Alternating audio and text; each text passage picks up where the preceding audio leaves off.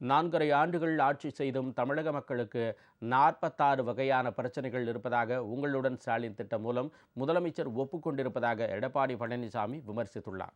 மக்களை காப்போம், தமிழகத்தை மீட்போம் என்ற முழக்கத்தை முன்வைத்து சுற்றுப்பயணம் மேற்கொண்டு வரும் எடப்பாடி பழனிசாமி வேலூர் மாவட்டம் ஆம்பூர் சட்டமன்ற தொகுதியில் அதிமுகவுக்கு ஆதரவு திரட்டினார். அங்கு திரண்டிருந்த மக்களிடையே பேசிய அவர், திமுக ஆட்சியில் ஆம்பூர் பகுதியில் உள்ள தோல் மற்றும் காலணி தொழிற்சாலைகள் பாதிக்கப்பட்டுள்ளதால் இளைஞர்களுக்கு உரிய வேலைவாய்ப்பு கிடைப்பதில்லை என்று தெரிவித்தார்.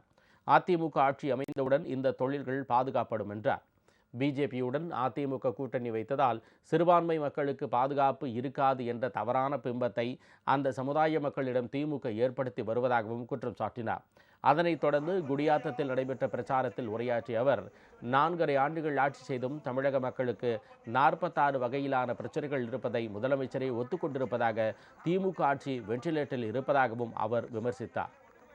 உங்களுடன் ஸ்டாலின் இது மாதிரி ஒரு விளம்பரத்தால் அடிச்சு இதுல 46 பிரச்சனை இருக்குதா மக்களுக்கு. யார் இந்த நாட்டுடைய முதலமைச்சர் சொல்றாரு 46 பிரச்சனை இருப்பதா அவரே ஒத்துக்கிட்டார்.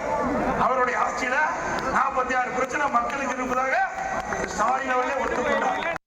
அதிமுக ஆட்சிக்கு வந்தவுடன் சிறுபான்மை பெண்களுக்கு வேலை வாய்ப்பு வழங்கும் சிறப்பு திட்டம் செயல்படுத்தப்படும் என்றும் அவர் கூறினார்.